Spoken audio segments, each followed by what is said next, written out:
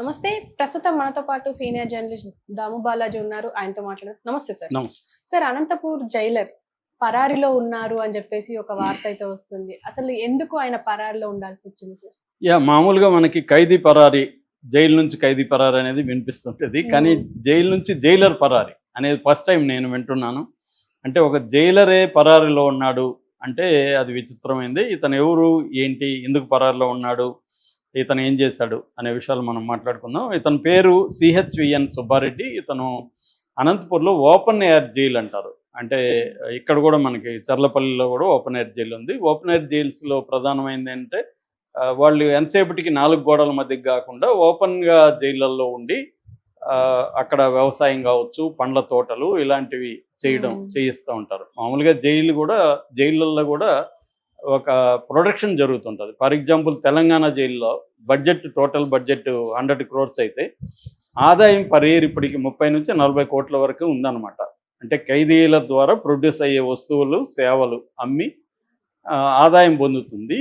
కేసీఆర్ పీరియడ్లో ఉన్నప్పుడు ఏంటంటే ఇది కొంత 5-10 ఏళ్లలో సెల్ఫ్ సస్టైన్డ్గా ఈ 100 కోట్ల బడ్జెట్ కూడా మీరే సంపాదించుకొని మీరే పోషించుకోవాలి మిమ్మల్ని అన్న ఒక టార్గెట్ పెట్టారు.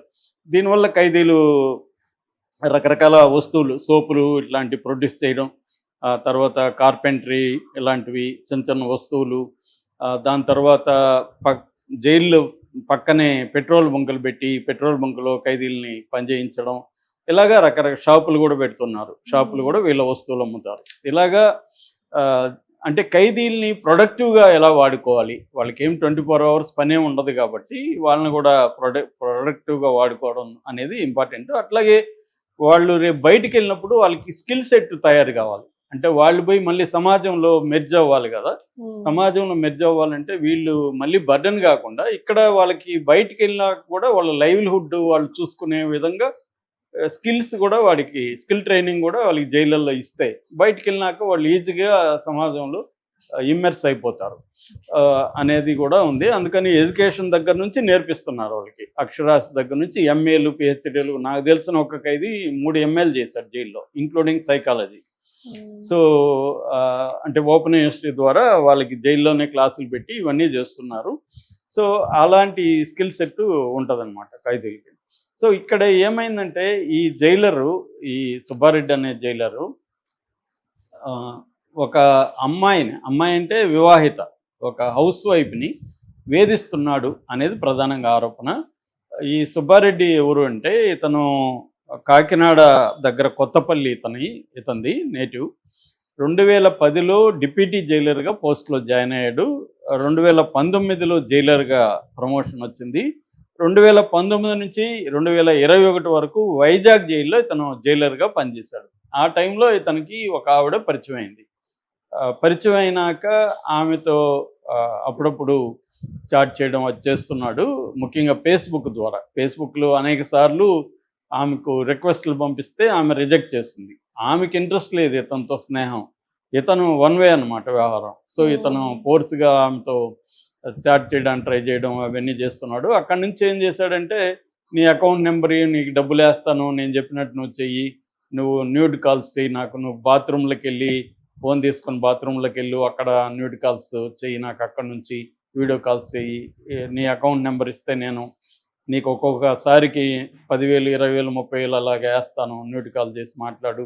ఇలాగా ఇతను ఆమెను అరెస్ట్ చేయడం మొదలుపెట్టాడు. ఇది ఆమె తట్టుకోలేక కొద్ది రోజులు ట్రై చేసింది తను అవాయిడ్ చేయడానికి అవన్నీ, కానీ తను వినట్లేదు.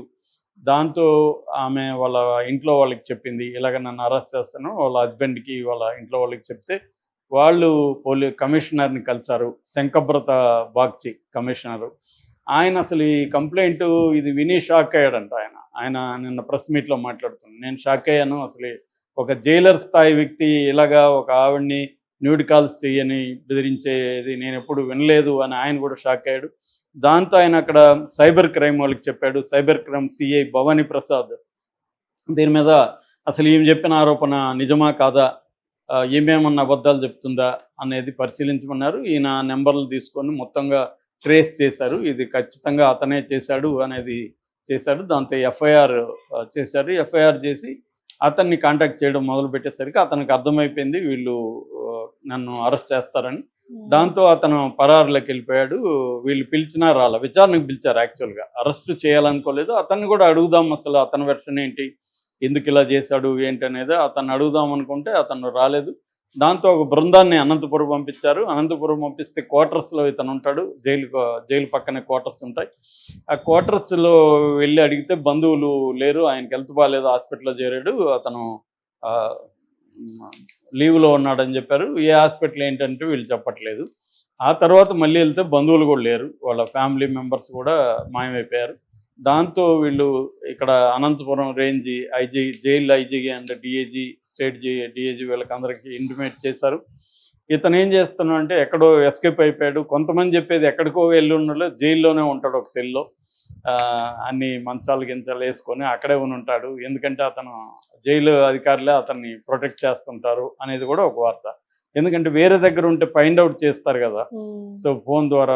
జైల్లో ఉంటే ఫైండ్ అవుట్ చేయలేరు, ఎందుకంటే సెల్ ఫోన్ వేరే వాళ్ళది వాడచ్చు అతను, కాబట్టి అక్కడ ఫైండ్ అవుట్ చేయలేరు అనేది ఒక వాదన అనమాట. లేకపోతే పోలీసులు పట్టుకోలేకపోవడం ఏంటి ఇతనని. ఏదేమైనా ఇతను ఏం చేశాడంటే మొన్న 9వ తేదీ ముందస్తు బెయిల్ కూడా తెచ్చుకున్నాడు తెలివిగా.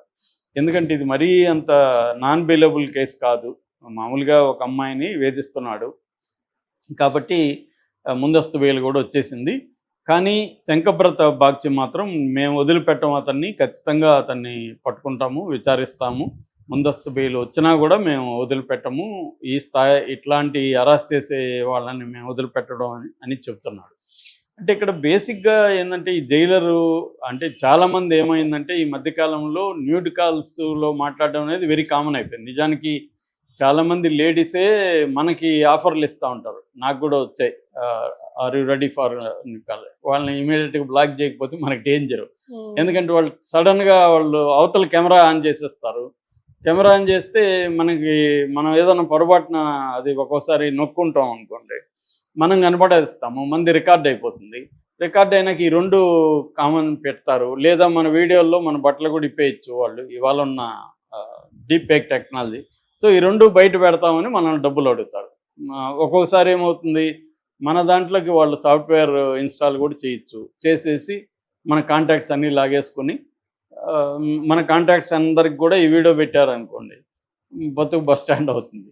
కాబట్టి డబ్బులు ఇవ్వడం మొదలు ఇది చాలా పెద్ద ఎత్తున జరుగుతుంది. ఇది నిజానికి అక్కడ గోల్డెన్ ట్రయాంగిల్ అనే ఒకటి ఉంది, మన థాయిలాండ్, వియత్నాము, లావోస్, అక్కడ పెద్ద ఎత్తున మన వాళ్ళని తీసుకెళ్ళిపోయి ఇండియన్స్ని అక్కడి నుంచి చేయిస్తున్నారు ఇవన్నీ కూడా, అమ్మాయిల దగ్గర ఇవన్నీ. ఇక్కడ కూడా బీహారు ఇటు ఏరియాల నుంచి, ఉత్తరప్రదేశ్, బీహారు, ఆఫ్ఘనిస్తాను, ఇలాగా ఇది ఇంటర్నేషనల్ మాఫియా వ్యవహారం.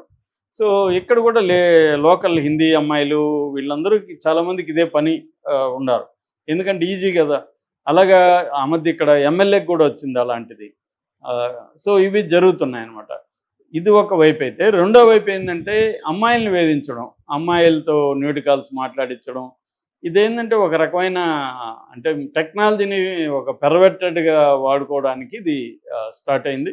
మామూలుగా ఇద్దరు మధ్య ఓకే వాళ్ళిద్దరు న్యూడ్ కాల్స్ చేసుకుంటే ఒక వేరే వ్యవహారం, కానీ ఇదేంటంటే ఫోర్స్ చేసి చేయడం. మరి తనకి అందులో ఏమి ఆనందం ఉందో తెలియదు, కానీ తను ప్రెజర్ చేయడం ద్వారా, అంటే కామన్ సెన్స్ లేదా అతనికి అనేది డౌట్ వస్తుంది మనకి. ఒక జైలర్ స్థాయి అంటే అతనికి ఎడ్యుకేషన్ ఉంటుంది, కామన్ సెన్స్ ఉంటుంది ఖచ్చితంగా, అనేక మంది క్రిమినల్స్ని అతను డీల్ చేసి ఉంటాడు.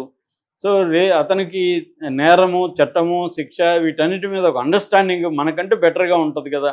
మరి అట్లాంటి వ్యక్తి రేపు పొద్దున ఈ అమ్మాయి పోలీస్ కంప్లైంట్ ఇస్తే మనం అనవసరంగా బదనాం అవుతాం కదా. చిన్న దీనికి ప్రలోభపడి ఎందుకు చేయాలి? ఇప్పుడు న్యూడ్ నీకు ఎక్కడ చూసినా 4 నెలల్లో న్యూడ్లు ఉంటాయి అంతకంటే బెటర్గా. అట్లాంటిది దీనివల్ల ఏం జరుగుతుంది? సో మరి అతను ఒక్కొక్కసారి ఏమవుతుందంటే మన డిజైర్ మనల్ని బ్లైండ్గా మార్చేస్తుంది, మన లాజిక్ని అది మింగేస్తుంది, ఎమోషన్ లాజిక్ని తినేస్తుంది, లాజిక్ పనిచేయదు ఎమోషన్ ఉన్నప్పుడు. అందుకని అదే మన హిచ్కాక్ స్టేట్మెంట్ ఉంది, when logic enters drama dies అని.